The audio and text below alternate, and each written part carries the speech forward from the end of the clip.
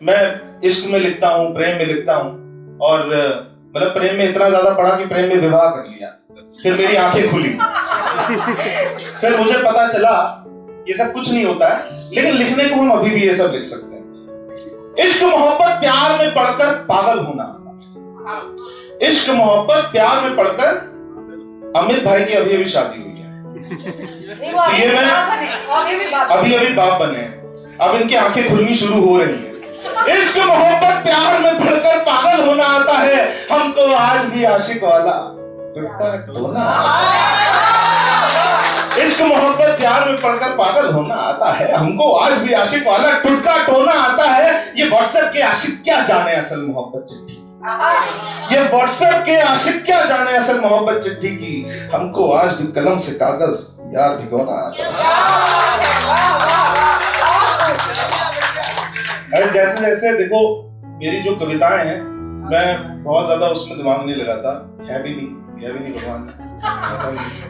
तो क्या है कि बहुत आसान शब्दों में लिखता हूँ, आप सब लोग कनेक्ट कर पाएंगे ऐसा लिखता हूँ, क्योंकि डोनल्ड ट्रम्प का हो गया। तो देखिए, एक पुरानी सी याद लौटी है। संजय जी बैठे हैं। संजय जी जब कविताओं से लोगों को नहीं पटा पाए तो उन्होंने अच्छी अच्छी लड़कियों की तस्वीरें बनाना शुरू की। एक पुरानी सी याद लौटी है, लाल जोड़े में शाद लौटी है, हाथ में लेके घर की मेहंदी, कितने फागुन के बाद लौटी है। जहां मेरे बड़े भाई जगदीश मीणा जी खड़े हैं, इन्होंने अपनी सरकारी नौकरी के दौरान देखा कि ये फोटोग्राफर जो होता है बहुत फायदे में रहता है, ये किसी के पास भी जाकर बोल सकता है, एक मिनट जरा मुस्कुरा के इधर देखिए। और इन्होंने उस वक्त सोचा कि मैं बड़ा होकर फोटोग्राफर बनूंगा।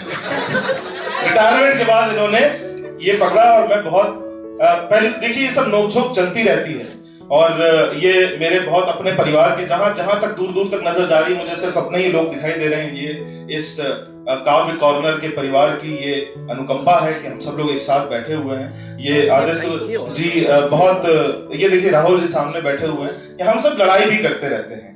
हमें ये बद्दुआ देके दुआ को टालते भी हैं, हमें ये बद्दुआ देके दुआ को टालते भी हैं। बड़ी बेकार किस्मत है, हमें ये चाहते भी हैं, बड़ी बेकार किस्मत है, हमें ये चाहते भी हैं।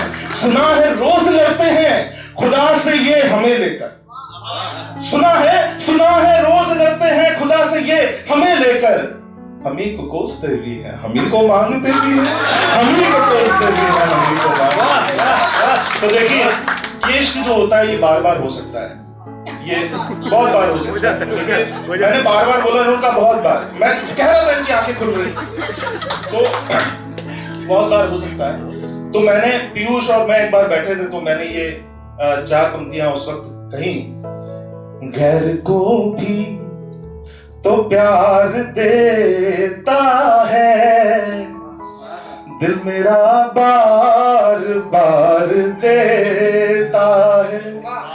इसी एक डर की वजह से आज तक अमित शर्मा जी ने मुझे अपने घर नहीं बुलाया, इसी एक डर की वजह से। गैर को भी तो प्यार देता है, दिल मेरा बार बार देता है।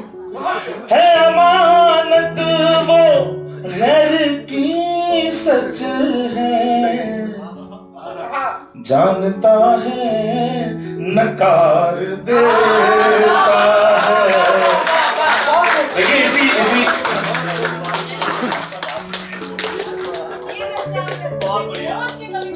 देखिए 4 पंक्तियां इसी लहजे में। थी गजल शेर हो गई अब तो, बस ऊपर जी रख दिया। भी गजल शेर, अगर आप लोगों को मैं बता दूं, कई सारे जब शेर मिलते हैं, अशार मिलते हैं, तब एक गजल बनती है। तो थी गजल शेर हो गई अब तो हाँ उलट फेर हो गई। तीसरी और चौथी पंक्ति में तो मेन जान है, मेरे कहने से वो चली आती हाँ मगर देर हो गई। ये जो लोग शर्मा रहे हैं ना ताली ना बजाने, आपकी कोई चोरी नहीं पकड़ी जाएगी, वहां तक तो लाइट भी नहीं जाएगी, आप भी बजाओ।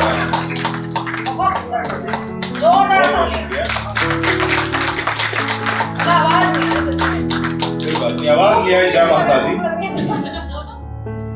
तो कुछ अशार हैं, कुछ गजलों के बातें हैं, वो आप लोगों से थोड़ी थोड़ी देर में करता रहूंगा। दरअसल हम जिस साहित्य की दुनिया में हैं, यहाँ पे अगर अदब ना हो तो कोई फायदा नहीं, एक दूसरे की इज्जत ना हो तो कोई फायदा नहीं, बड़ों से हम सीखे ना तो कोई फायदा नहीं है। तो मैं हमेशा कहता हूं कि तुमसे कर मशवरा बहुत देखा, जख्म करके हरा बहुत देखा,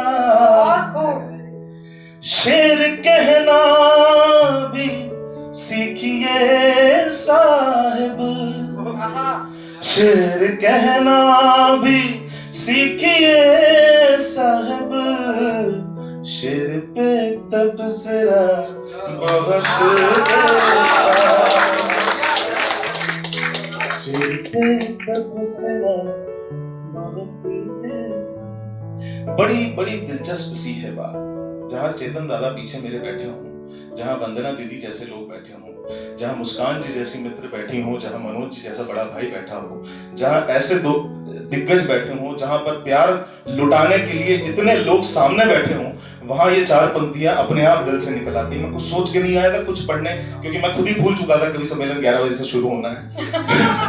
इसमें कुछ सोच के नहीं आया था, जो दिल में आ रहा है आप लोग को देख के प्रेम में जो निकल रहा है वो पढ़ रहा हूं। बड़ी दिलचस्प सी है बात उतनी ही पुरानी है, बड़ी दिलचस्प सी है बात उतनी ही पुरानी है, अदब के हर्फ ये मेरे बुजुर्गों की निशानी। बड़ी दिलचस्प सी है बात उतनी ही पुरानी है, अदब के हर्फ ये मेरे बुजुर्गों की निशानी है। ये सब कहते हैं मेरी बोलियों से फूल झड़ते, ये सब कहते हैं मेरी बोलियों से फूल जड़ते हैं, मेरे लहजे में ये तहजीब पूरी खानदानी है, मेरे लहजे में तहजीब पूरी खानदानी। अच्छा, चेतन दादा ने बीच में दाढ़ी काली करना भूल गए, तब मैंने देखा ये तो सफेद दाढ़ी में भी कमाल कातिल लगते हैं। मैंने कहा दादा ये वाली कॉपी तो क्या कर रहा हूं मैं, तो मैंने तब से रखी दादा, लेकिन आप मेरे बुजुर्ग हैं, मैं इस बात को सरेआम स्वीकारता हूँ, नेशनल टीवी पे लाइव जाए तब भी स्वीकारता हूँ। चलिए आगे बढ़ता हूँ। ये हंसी मजाक का सिलसिला है, हम सब परिवार के लोग हैं, इसलिए हंसी मजाक चल रहा है। एक रचना इन्होंने कहा, मैं उस रचना को पढ़ूं उससे पहले मैं चाहता हूँ एक गीत की कुछ अंश पढ़ देता हूँ, उसके बाद उस रचना की तरफ जाता हूँ। तुमको मालूम था हो अकेला बहुत, जैसे भी हो मेरी जान चले आइए। तुमको मालूम था हूँ अकेला बहुत, जैसे भी हो मेरी जान चले आइए। जिंदगी के सबक को है झेला बहुत, जैसे भी हो मेरी जान चले आइए।